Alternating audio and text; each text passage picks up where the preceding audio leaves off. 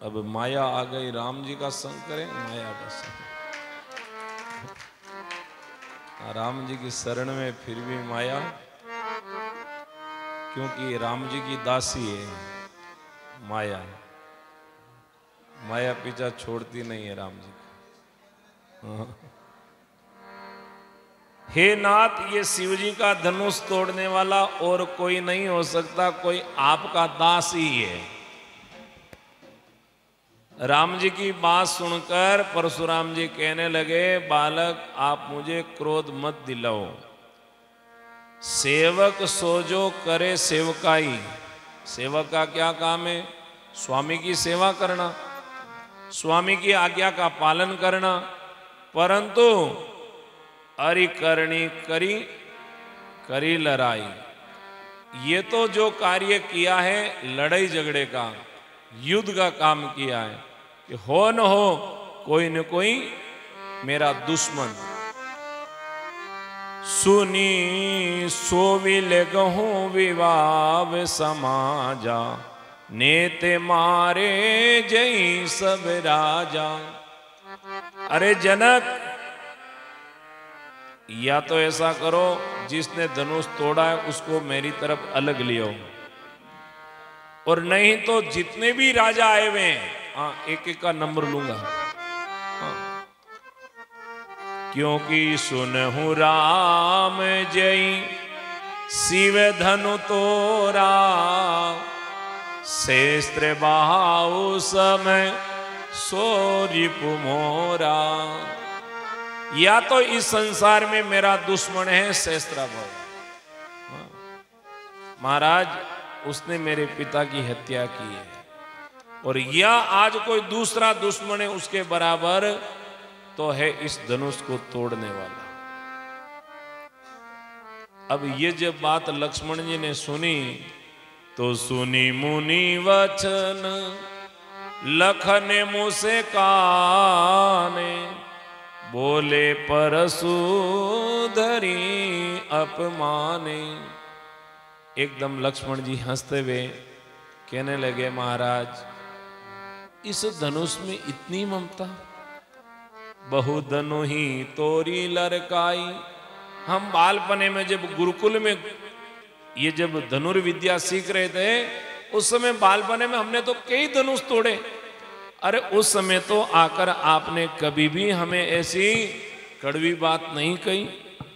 अहि धनु पर ममता कही है तू, सुनिरी सायक भृगुकुल के तू। अरे महाराज, इस धनुष पर इतनी क्या ममता है जिसके कारण आप इतना क्रोध कर रहे हो? एकदम महाराज परशुराम जी कहने लगे, रेंद्र पे बालक काल बस, बोलत तो इन समार, धनु ही सम त्रिपुरारी धनु, विदित सकल संसार। अरे राजपुत्र, आप काल के वश होने के कारण तुम्हें बोलने का भी होश नहीं, क्या बोल रहे हो? अरे इस संसार में ये सारे जगत में विख्यात भगवान महादेव का धनुष है, इस धनुष की बराबरी तुम दूसरे धनुषों से कर रहे हो। लक्ष्मण जी कह रहे हैं, महाराज हमें क्या पता कि धनुषों में भी कोई भेद होता है। लखन का हंसी हमरे जाना, सुनहु देव सब धनुष समाना। अरे महाराज, हमने तो सोचा सारे ही धनुष एक समान होते होंगे, रब टूट गया। अरे भाई, समान नहीं होते हैं, ये महादेव जी का धनुष है। तो लक्ष्मण जी कहने लगे, परशुराम जी अब चाहिए महादेव जी का हो, चाहे आपका हो, चाहे राम जी का हो, हमें तो पता नहीं। अब हम तो क्या क्षत्रिय लोग हैं, शस्त्रों के पार की हैं, शस्त्र की परख करने के लिए पास में गए देखने के लिए, और जैसे ही जाकर छुअत टूट रघुपति ही ने दोषों, मुनि बिनु काज करई कतेरो सु। बोले चितई परसि की ओरा, रेसटे सुनहि सुबावनु मोरा। अरे महाराज, हम तो देखने के लिए गए और जाकर जैसे ही हाथ लगाया छुआ टूट गया। अब पुराना धनुष था। अब इसमें रघुनाथ जी का कोई दोष नहीं है, भगवान का कोई दोष नहीं। आप बिना ही कारण क्यों क्रोध कर रहे हैं? परशुराम जी ने एकदम अपना फरसा उठाया, परसे की तरफ देख के कहने लगे, अरे दुष्ट, लगता तूने अभी मेरा स्वभाव पहचाना नहीं, मेरे स्वभाव को जाना नहीं। बालक बोली बदऊ नहीं तोई, केवल मुनि जड़ जानई मोई। अरे मैं तो तुम्हें बालक समझकर छोड़ रहा हूं, तुम केवल मुझे महात्मा मत समझना कि मैं केवल महात्मा हूं। भुज बल भूमि भूप बिनु कीनी, विपुल बार मही देवन दी। अपनी भुजाओं के बल से मैंने पृथ्वी के राजाओं को समाप्त किया और बहुत बार इस पृथ्वी का शासन मैंने ब्राह्मणों को सौंपा। हे राजकुमार, इसी फरसे से मैंने शेषत्रा बहू की भुजाओं को काटा है। महाराज, मातु पितई जन सोच वस करसी महिष किशोर, गर्भन के अरबक दलन परसु मोरी अति गोर। अरे राजा के बालक, तू अपने माता पिता की थोड़ी बहुत भी चिंता नहीं करता है? अरे माता पिता की थोड़ी चिंता कर। तुझे पता नहीं ये मेरा परसा भयंकर है, भयानक है। यदि मेरे परसे की इस गनगनाट को कोई सुन लेता है तो महाराज गर्भवती महिलाओं के गर्भ गिर जाते हैं। अब ये बात कहते ही लक्ष्मण जी बड़ी धैर्य के साथ हंसते हुए विवसी लखनो बोले मृदुबानी, अहो मुनीस महाबट मानी। लक्ष्मण जी हंसकर कोमल वाणी से कहने लगे, अहो मुनीश्वर, तो आपने तो बहुत बड़ा भारी काम किया, आप तो संसार में बहुत बड़े योद्धा हो। पुनि पुनि मोय दिखावे कुठारू, बार बार अपना ये परसा उठाकर मुझे दिखा रहे हो। चेत उड़ावनी फूंक पहाड़ू, जैसे कोई अपनी फूंक से पहाड़ को उड़ाना चाह रहे हो। तो यहां पर भी कोई कम नहीं है। यहां कुमड़े बतियां को नाई, अपने यहाँ एक घास होती है जिसको बोलते हैं चुई मुई, हाँ, जिसकी तरफ अंगुली करने से वो एकदम सिकुड़ जाती है।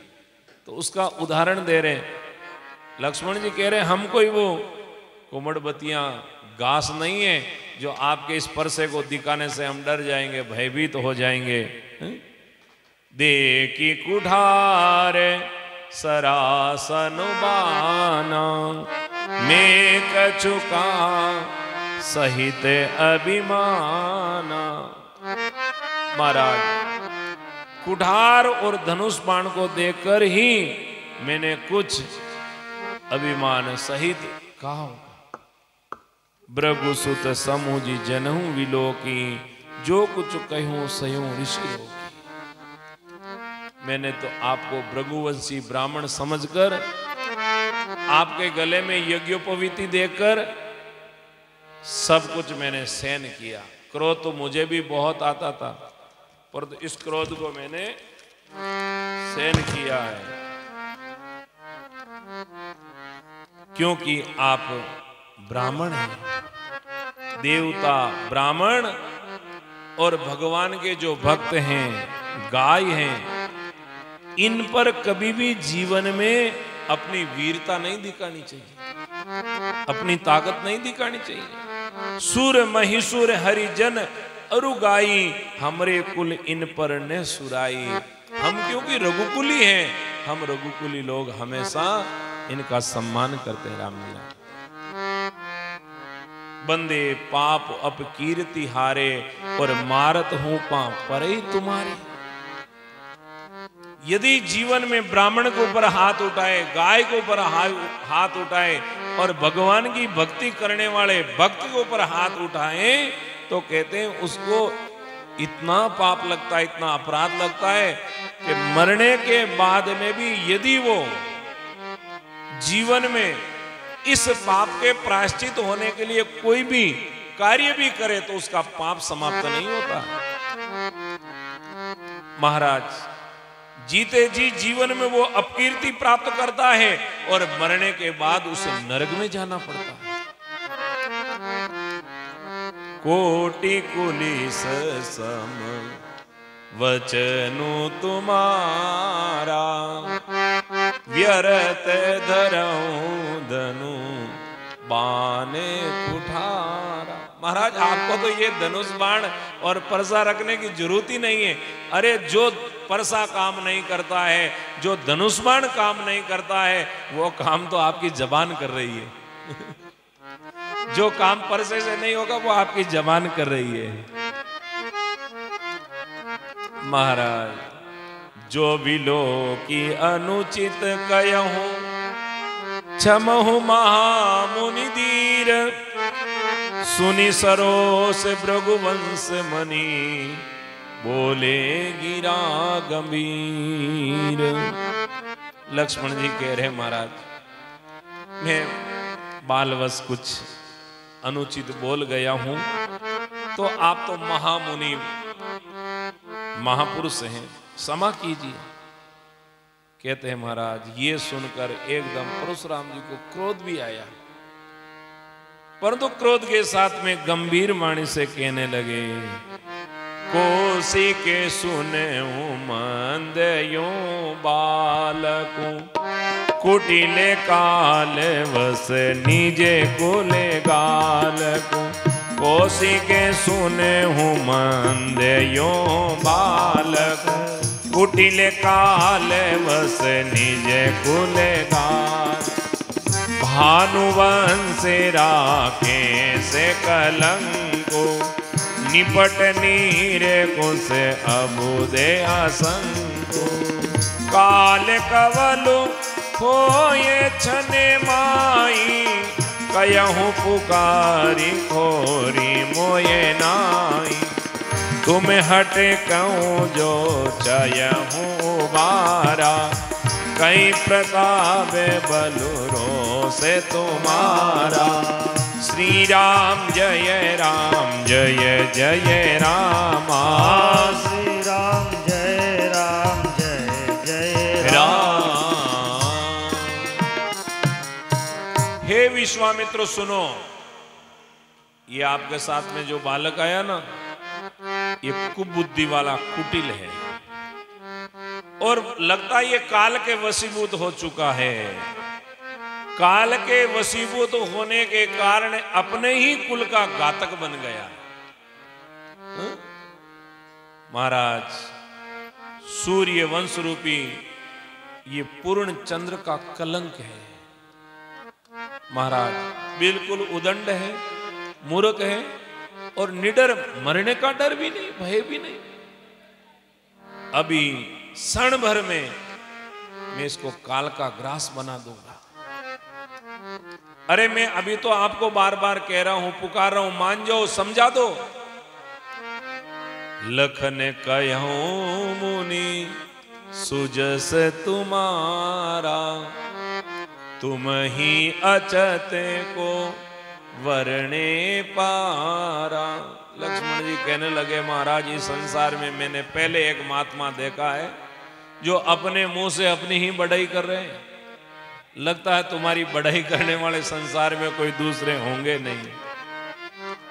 अपने मुंह तुम आपनी करनी, और बारी अनेक भांति बहुवरणी। एक बार नहीं, आए जब से आपने कोई 50 बार अपनी महिमा का बखान कर दिया, मैं ऐसा हूं, मैं ऐसा हूं, मैं ऐसा हूं। नहीं संतोष ते पुनि कछु कहूं, जनरी से रोग दूस दुख सही। अरे इतना सब कुछ अपने मुंह से अपनी प्रशंसा करना, बड़ाई करना, सब कुछ किया, फिर भी तुम्हें संतोष नहीं हुआ। और अभी तक भी तुम अपना क्रोध को रोक नहीं सके। महाराज वीर इसको नहीं कहते। वीरवती तुम धीर अछोबा। शास्त्रों में वीर उसे कहा है कि जितना वो शक्तिशाली होता है उतना ही उसके जीवन में धैर्य होता है। हाँ? धैर्यवान जो व्यक्ति है उसको सबसे बड़ा वीर कहा है। अनावश्यक बात बात पर एकदम क्रोधित हो जाए, बात बात पर किसी को डांट दे, बात बात पर झगड़ा कर ले, क्लेश कर ले, वो वीर नहीं है। वो तो कड़े करने वाला, अपने मारवाड़ी में कह जो कड़ेगारो है। हाँ, हमेशा गर्रे में कड़े राखे। वीर व्रती तुम धीरे अछोबा, और गारी दे तने पावहु सोबा। आपके मुंह से, साधु के मुंह से गाली निकले, राम राम राम। अरे भाई, जीवन में साधु से तो संसार शिक्षा लेता है। कभी हंसी मजाक में भी साधु को गाली नहीं देनी चाहिए। कभी कभी जीवन में हंसी मजाक करने की भी मन में आए तो भगवान के नाम के साथ में हंसी मजाक करें, गाली देकर नहीं। महाराज साधु के जीवन में गाली शोभा नहीं देती है।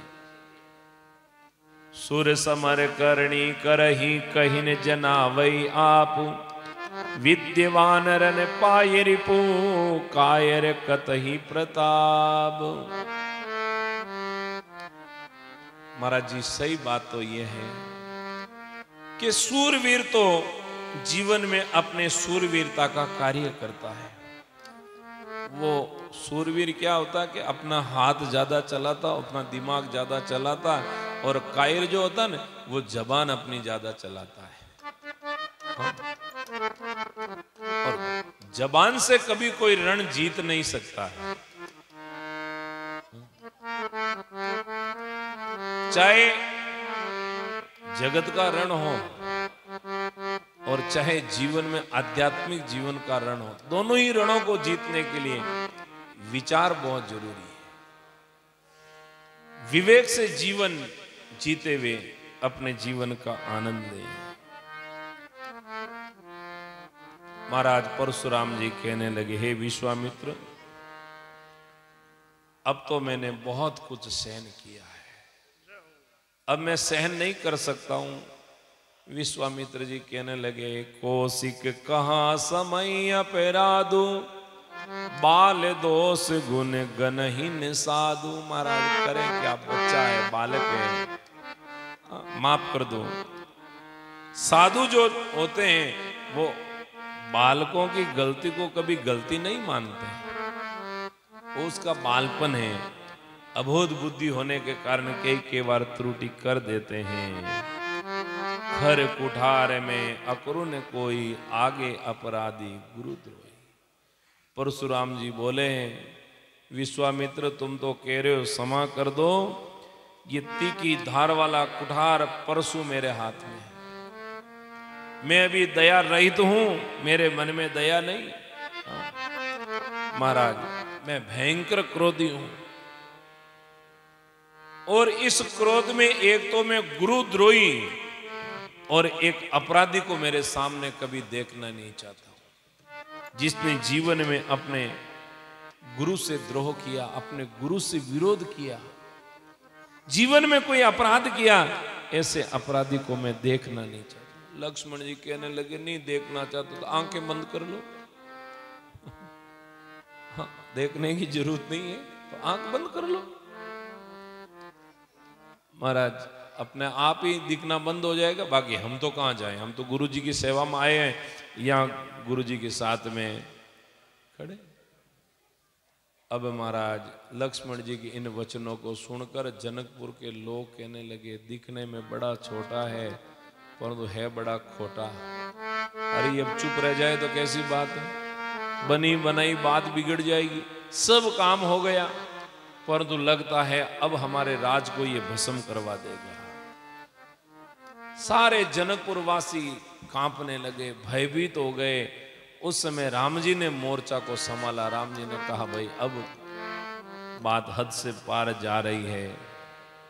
तो लक्ष्मण जी और परशुराम जी के बीच में राम जी आए और राम जी ने हाथ जोड़कर नात करहूं बालक परे छो, नात करहूं बालक पर छो, सुध दूध मुकी करे इन्हें काऊं, सुध दूध मुख कर इन्हें काहू, जो पे प्रभु प्रभावे कछु जाना, जो पे प्रभु प्रभावे कछु जाना, तो की बराबरी के आयाना, तो की बराबरी न आयाना। श्री राम जय जय राम, श्री राम जय राम जय जय राम। राम जी ने आकर वंदन किया। महाराज अभी तो बालक है और बालक के मुंह में वो दूध के दांत है, बालक से गलती हो जाती है, अबोध है, आप बड़े दयालु हो, कृपालु, आप क्षमा करो। देखो कई बार बालपने में बालक चपलतावश अपने माता पिता का भी अपराध कर देता। क्या वो माता पिता कभी उस बालक की बात को लेकर मन में कोई विरोध करते हैं क्या?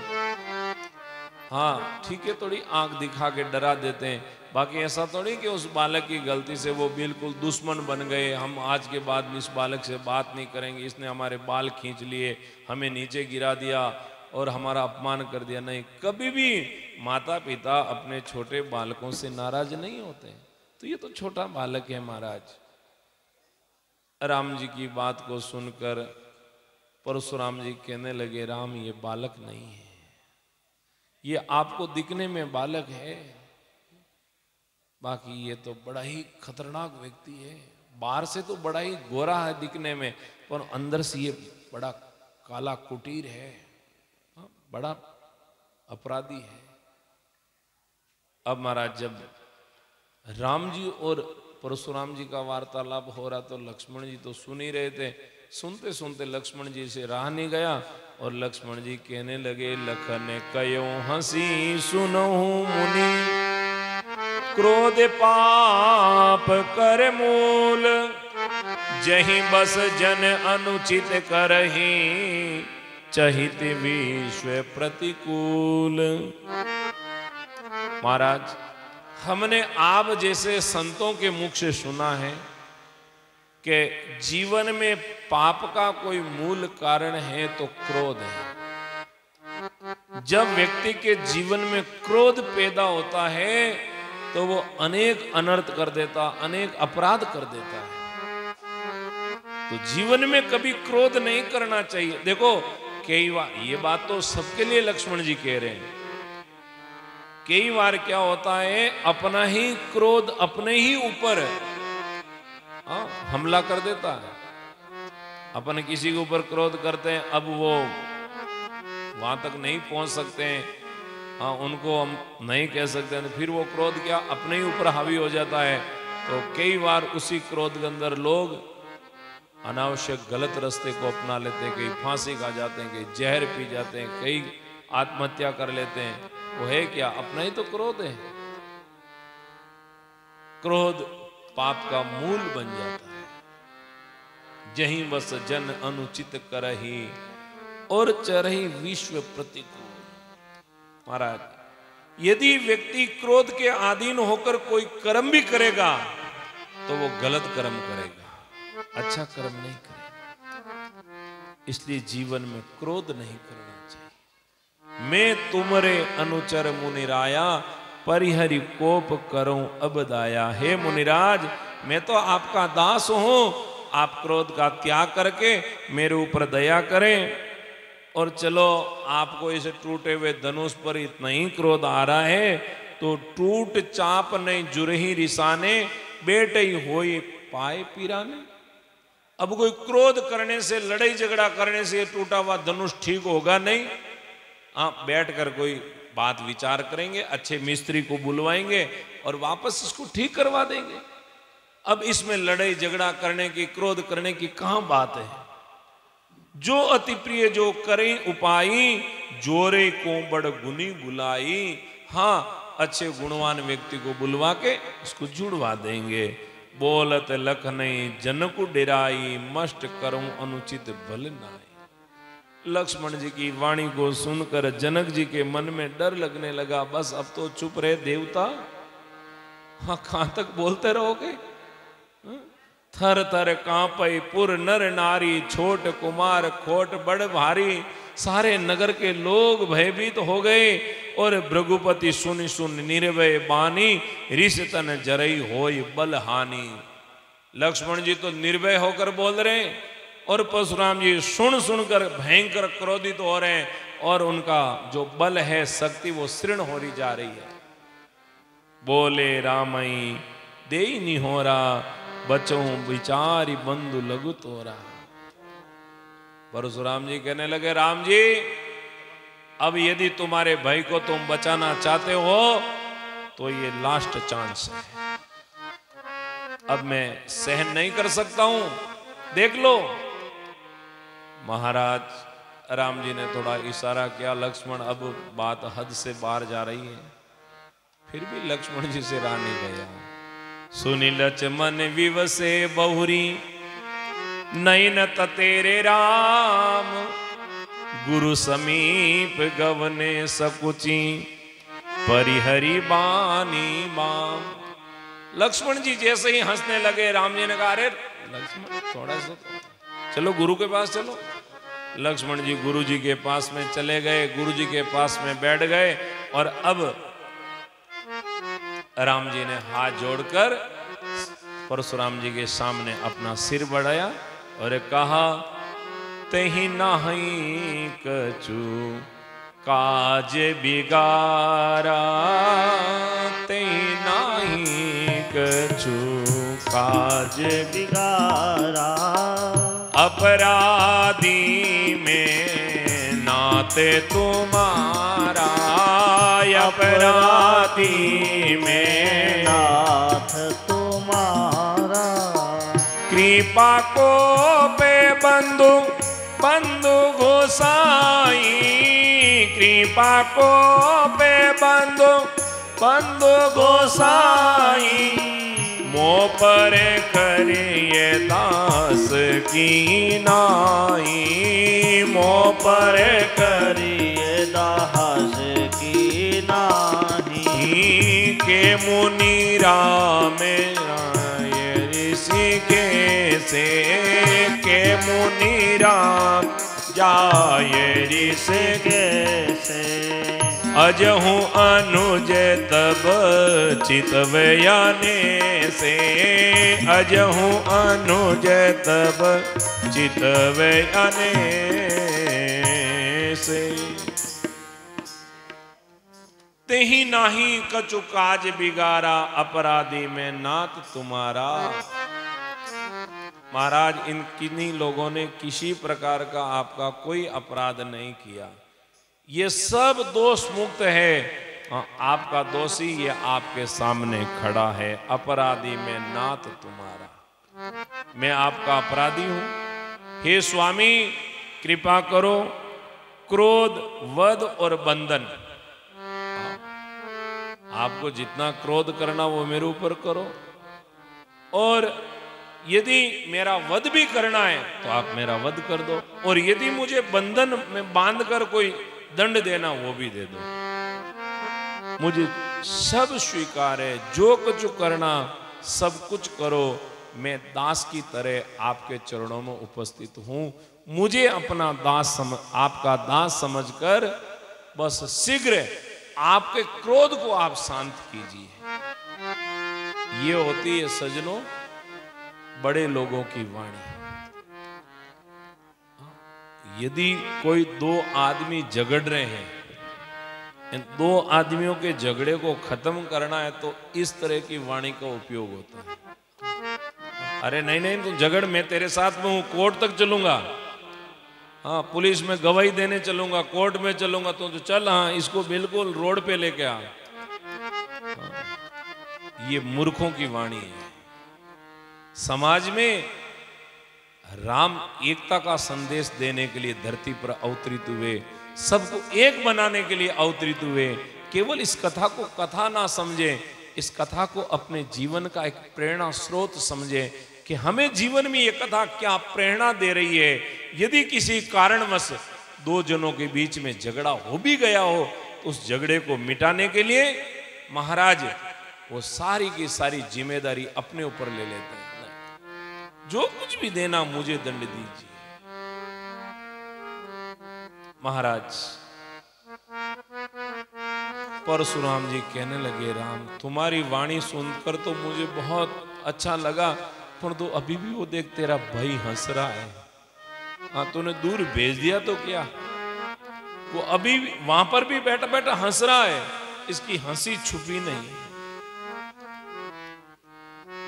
आजु दया दुखु दुसही सवावा, सोनी सौमित्र विवसी शिरुनावा। राम आज ये दया तो मुझे भयंकर दुख दे रही है। विश्वामित्र भी कह रहा दया करो, तुम भी कह रहे हो दया करो।